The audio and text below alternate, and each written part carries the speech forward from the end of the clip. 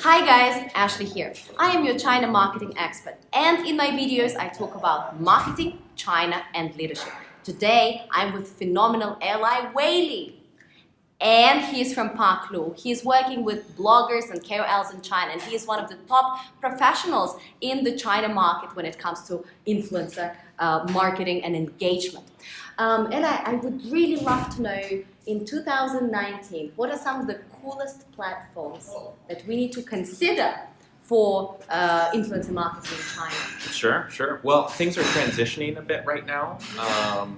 I was really bullish on Xiaohongshu, Okay, my little red book, but they seem to have enacted just recently some anti-creator type rules that are kind of squashing that environment. They're also they really look like they're going into a B2B revenue type play, so they want to have really strong marketing services, and so what that means is kind of blocking that connection between brands and KOLs so that they can get that revenue there. So I think. And how exactly does it work? Can you explain a bit more? What are they doing with KOLs on Xiaohongshu right now that specifically prohibits them from, being such an important part of the ecosystem like before? So the rules is that they have to, the content needs to be very generalized. You can't talk about a specific brand or else it actually will appear like it's sponsored. You have to, in their rules, you have to do 4 posts that are unsponsored every month, or for every 1 post that is sponsored. You have to do, the rules are kind of crazy in that you have to do like 5 posts a month that get over 10,000 views per post, and then if you do that, you're allowed to get onto a list where you can get sponsored deals. And then it's all regulated how much money you can get paid, and everything needs to be disclosed. It's really tough. It's gonna, and I think. Are they content creators? You are working with a lot of content creators and bloggers. Are they annoyed? Are they I think they're leaving Xiaohongshu? Oh really? Yeah. Oh, really? So what the fallout from this will be is that I think they misunderstand the value of creators, and the reality is these people need to make a living. This is their jobs, and so without having a revenue source, they will find another way. So what are some of the platforms where they go to? Because Xiaohongshu is very specific, right? It's long format articles, very visual, but at the same time very text heavy. There are not so many platforms out there that are that detailed. Where are they going? I think they'll go back to, we'll see a lot of them go back to Weibo. Weibo will remain very ubiquitous for content creators. I think we'll see long form video also uptick. I think Bilibili is a really interesting space. We know, Meitu developed their social aspect of their platform. I think that there's a chance for beauty and fashion to go over there, that strong female demographic. So I would start looking at, and then for fitness and stuff, look at Keep. I would look at these peripheral platforms to potentially gain in strength with creators, because they've kind of squashed that realm a little bit. And unfortunately, I think that the platform is going to suffer because of that. Yeah. In terms of 2019, how do you choose the best blogger? There are so many platforms. There are so many creators out there. We all know that there are so many fakes and shuijun, and basically all this fake economy is very strong in China, just like in the rest of the world. But how do you pick the right blogger for you if you are a brand? So I really like this prefacing this conversation with fakes, especially with a quote from John Wanamaker. In 1890, he was quoted as saying, "Half my advertising dollars are wasted. I just don't know which half." And that has been true now for 100+ years, and it will probably be true for another 100+ years. And there's nothing that we have really figured out to really fix that issue. So I'm not so concerned with that, but I am concerned with understanding who's the best to work with. Making sure that there is a good alignment there, that both people are getting value. I think we're seeing a little bit of a shift in that, KOLs are a bit bifurcating into this very top tier elite that are being aligned with celebrities. They are celebrities.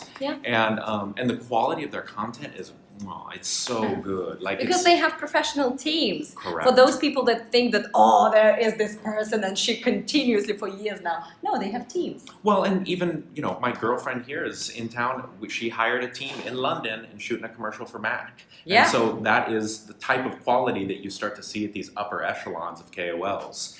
And so they'll be treated like that. And you'll see the other half of those budgets for the lower tier KOLs look more like product seeding and not quite as, there's not going to be as expensive in some ways. So what you see is kind of like pro sports or entertainment industry. 1%'s making a living, 4% are kind of surviving, and all the rest are starving. Yeah. And that's kind of what the blogger world looks like from a monetization standpoint. And right now, so many people are actually trying to get into this influencer economy.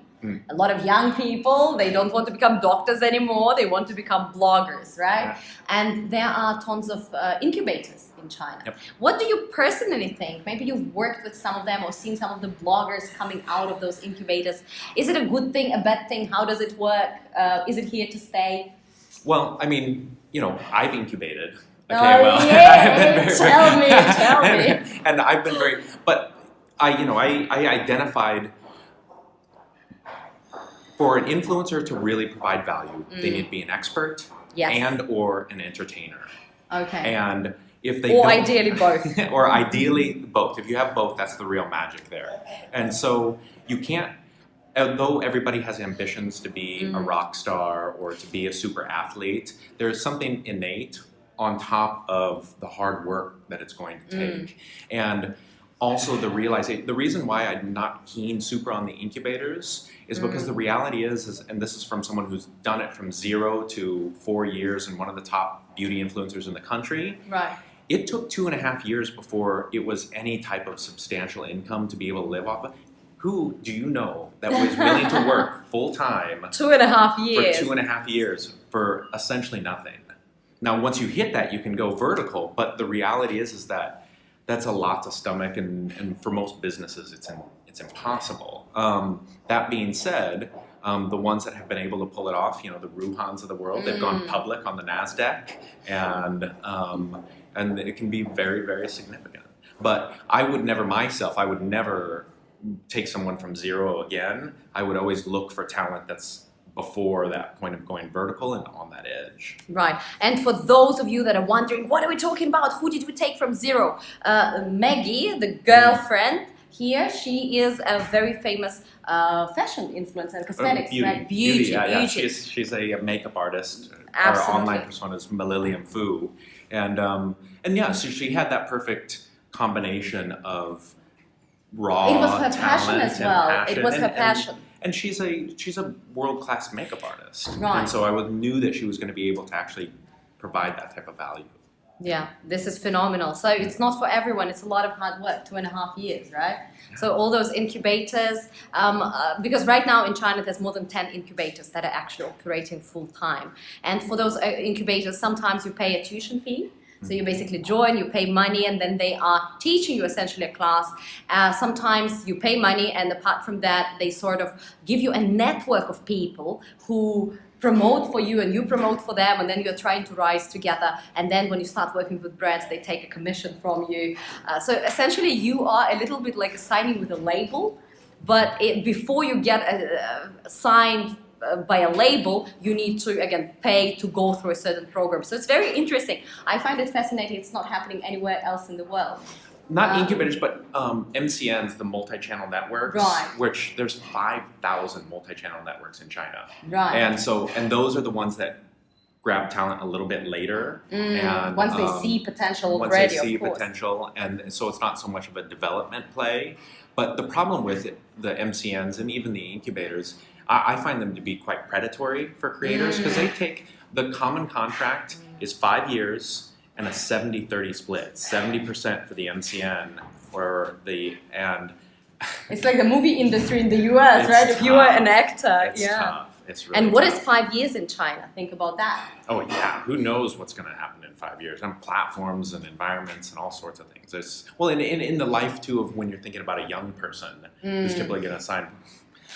Think about ourselves at 25 or 20 and that changes. Absolutely, absolutely.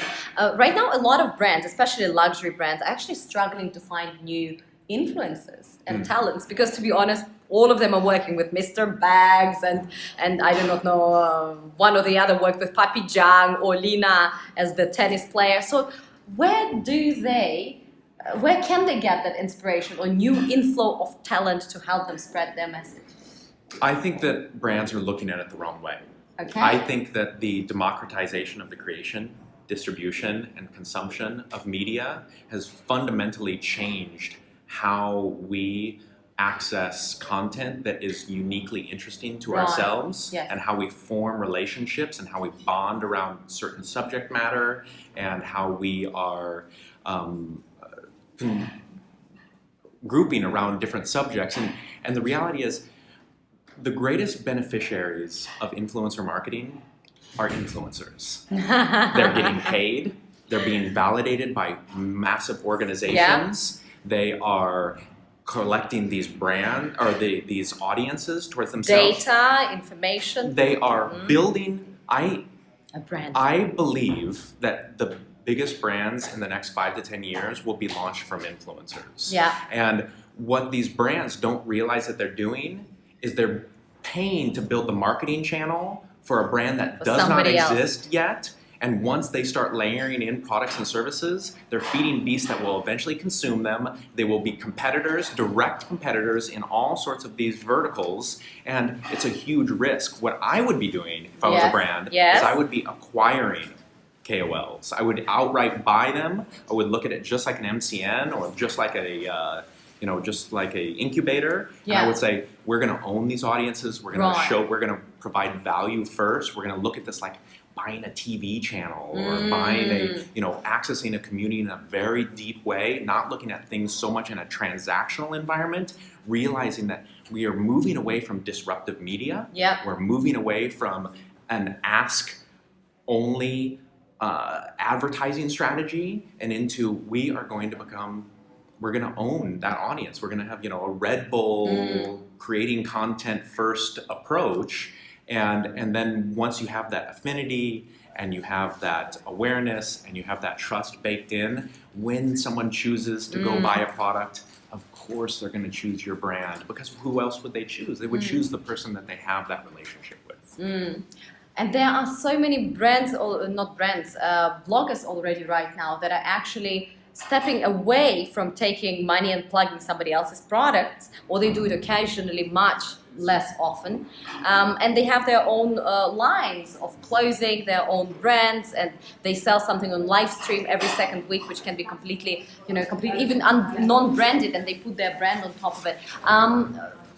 Do you think that this kind of public channel where you can pay a blogger to plug your product will still exist in a couple of years from now? A big blogger, we're talking about a big blogger that owns their audience.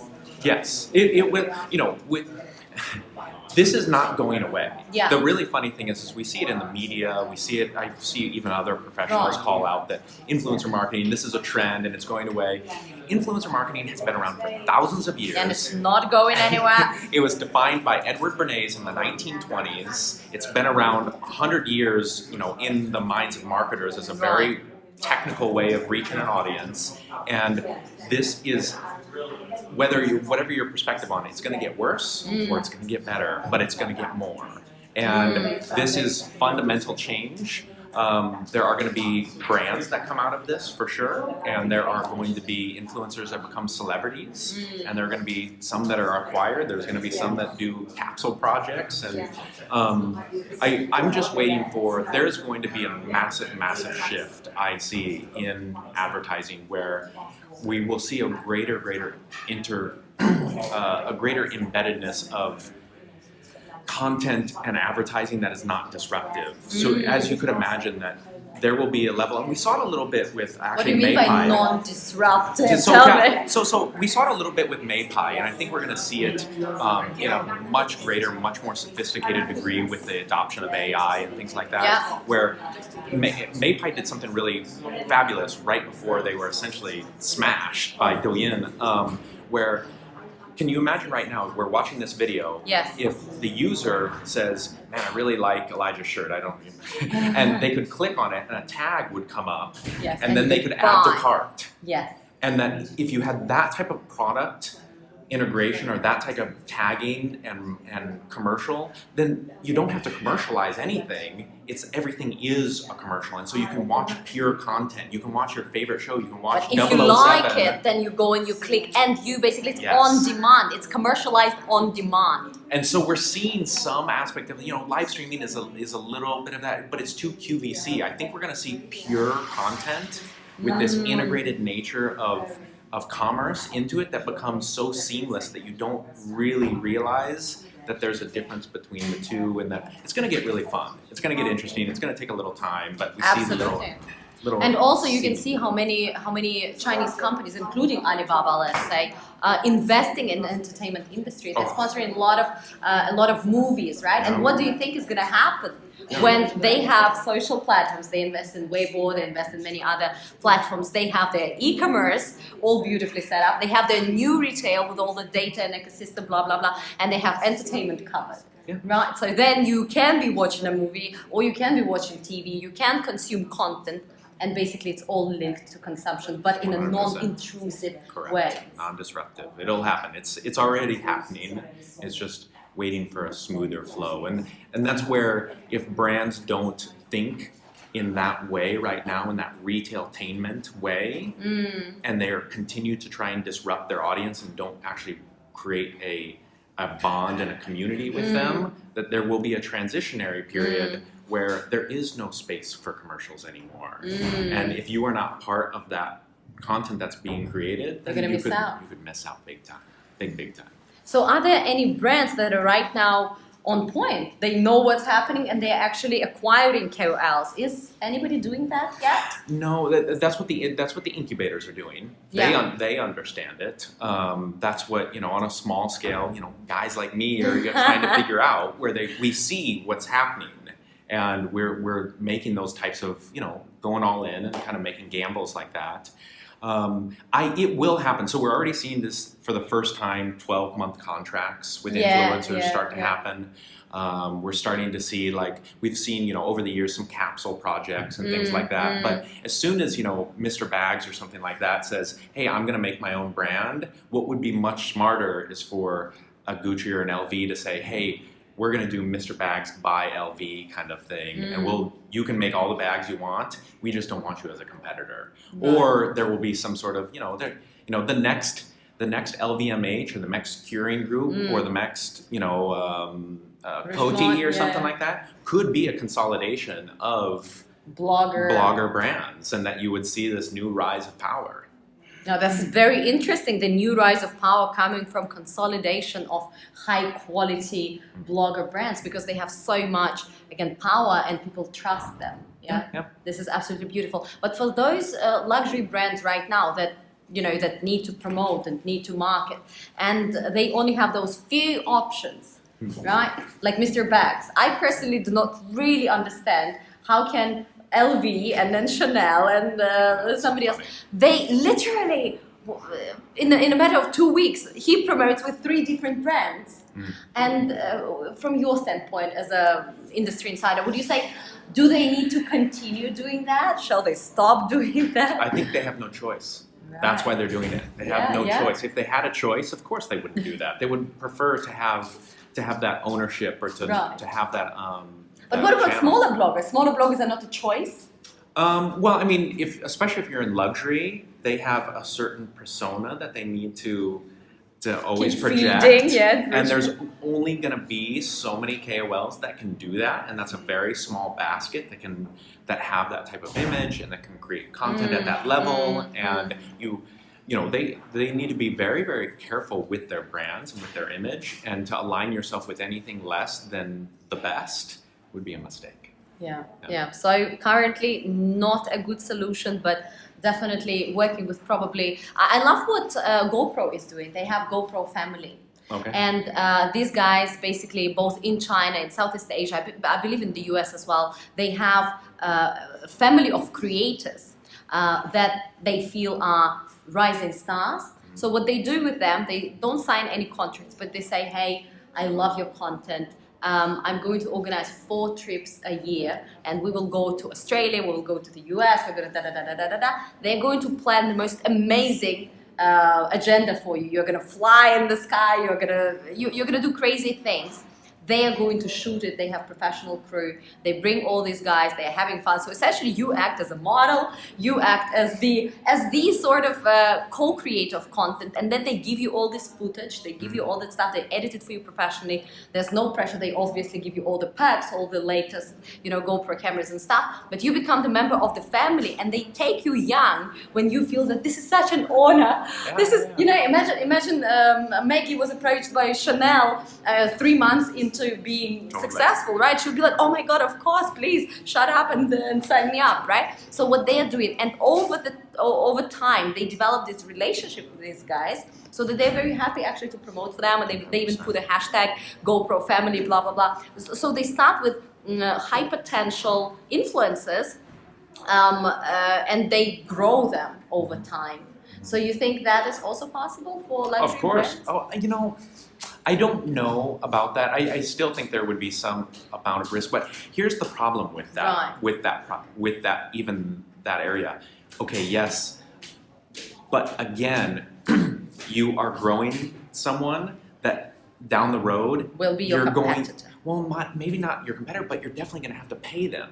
Yes. You're definitely Yes. going to have to pay them, and that's one of the things that this cycle that brands have gotten locked into right now is they are always going to have to pay. They're always going to have to pay. You know what's interesting about influencers? They don't have to pay. Yeah. They get to have that attention. They actually get paid for the attention that they've created. And so when you're promoting someone when they're young, you're just growing their audience. Again, who's the winner of influencer marketing is influencers. And so that young person that you took on a trip, and now that they have 100,000 fans, when you go to engage them next year, well, now they're used to getting paid, and they're going to say, I might cut you a deal because I like you guys, but I got to get paid. And what happens when a brand, let's say, is working with a famous influencer, but we've seen this year, last year as well, there's a lot of scandals, right? And somebody gets into a tax scandal, somebody gets into some, I don't know, the abuse scandal or whatever other scandals there are. What shall a brand do? How to get out of it delicately and easily? Or is there something that we should put in the contract?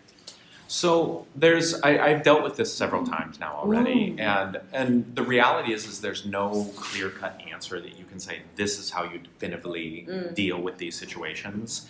I want to preface all of this again with something else that I think brands need to realize.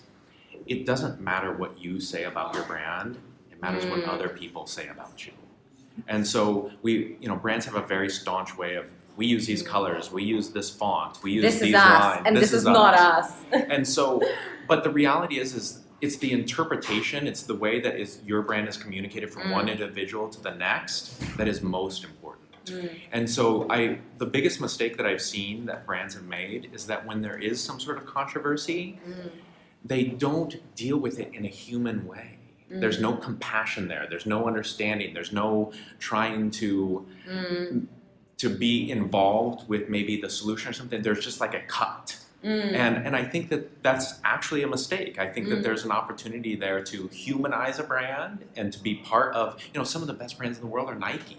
That they actually look for controversy and involve themselves in. And look at their campaigns, advertising campaigns, right? How they talk about it. Beautiful. They make a stand, and they align themselves with what they believe That's is right. That's what we stand for. And it alienates some people. But the reality of if you don't choose and create an in and an out, then you become nothing. And so that defining yourself is really important. And so when there is controversy, there are times when you're going to have to put down your foot. This is no, we do not stand for these things. But when there is a text, or when there is, what we deal with in the blogger world is behind the scenes. Imagine 2 girls, the beautiful girls in high school, and they hate each other, and their fans hate each other, and so the reality is there's an element of of trolling that takes place. Well, you're going to abandon a girl or a contract or something because she got trolled,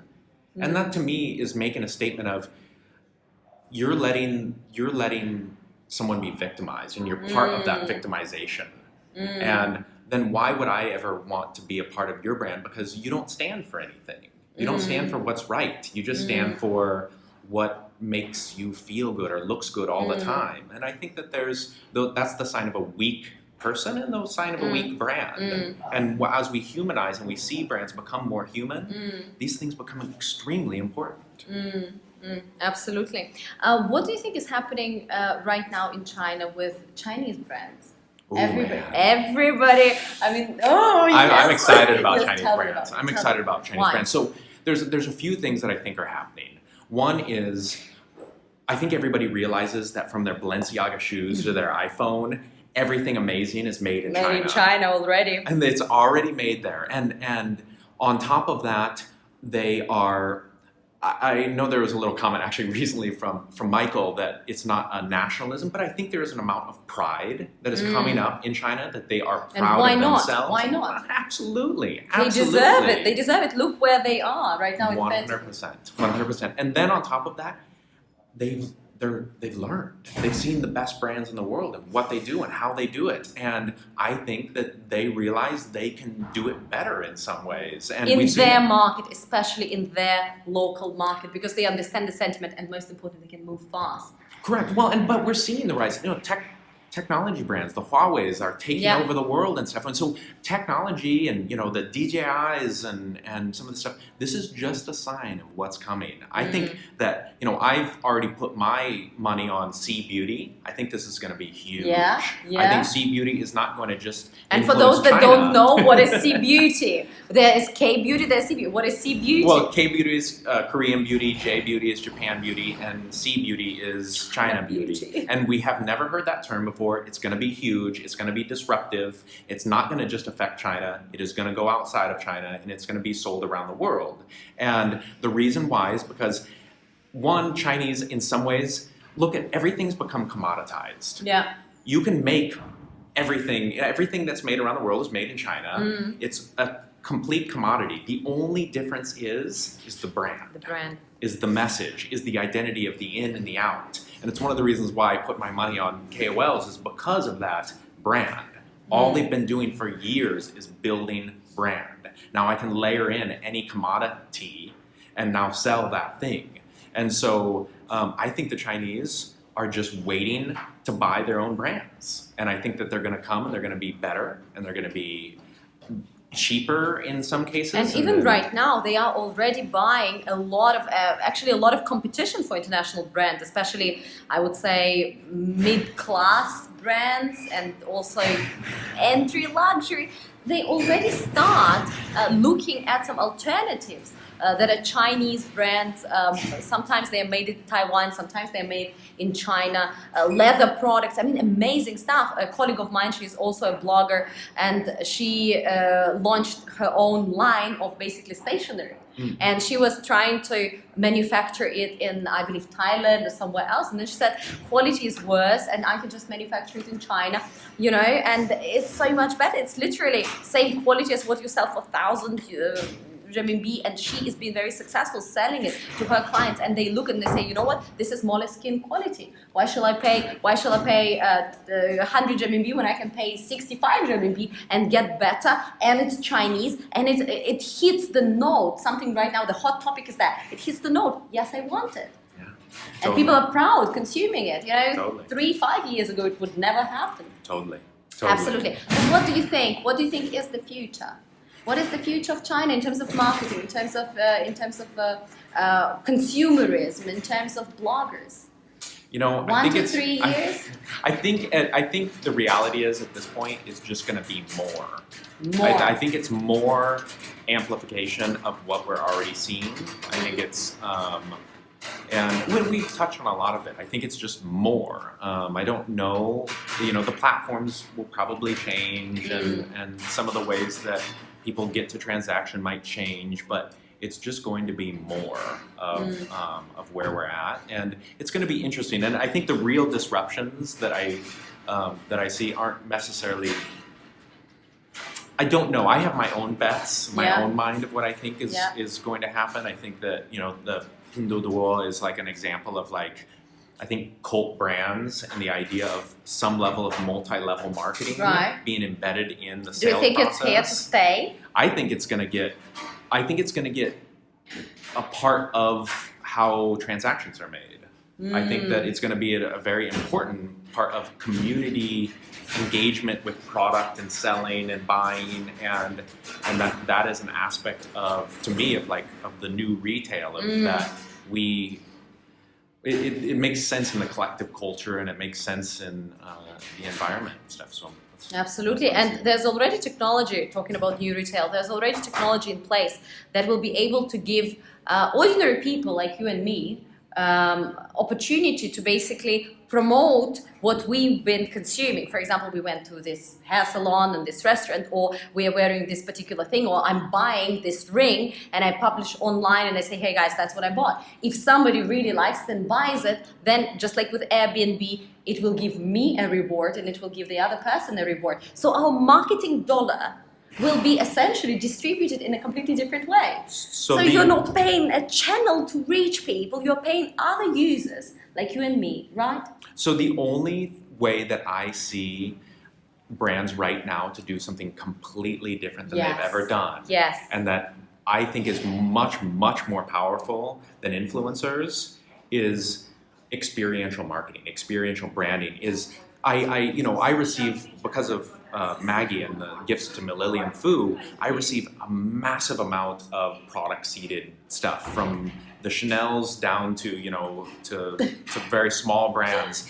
I am waiting for the day that when I open the package, there's lights, sounds, colors, and smells that compel me to capture and share.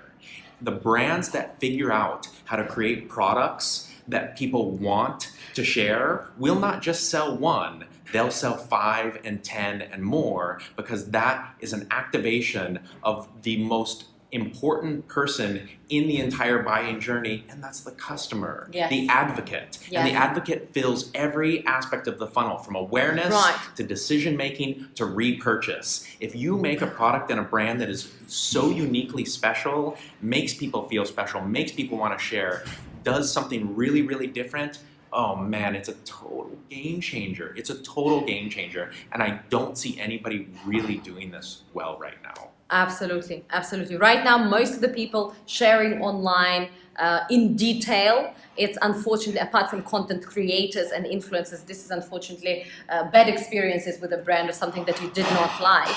And very rarely, when they really capture you and some exceptional things happen in terms of service or product, then you share it online. Going forward, first of all, there will be a model to monetize it, so it will make a lot of sense to brands and creators alike. And at the same time, as we said, you need to capture the end consumer. End consumer will be your marketing channel and the most powerful one. Thank you very much. It was an incredible chat, learned so much from you. Please do follow him on LinkedIn. He is phenomenal and he shares a lot of useful information, a lot of articles. They also have, Paklu also has a newsletter that you can subscribe to and be a member of. Meanwhile, thanks very much guys. Don't forget to hit that follow button on LinkedIn and we'll chat real soon.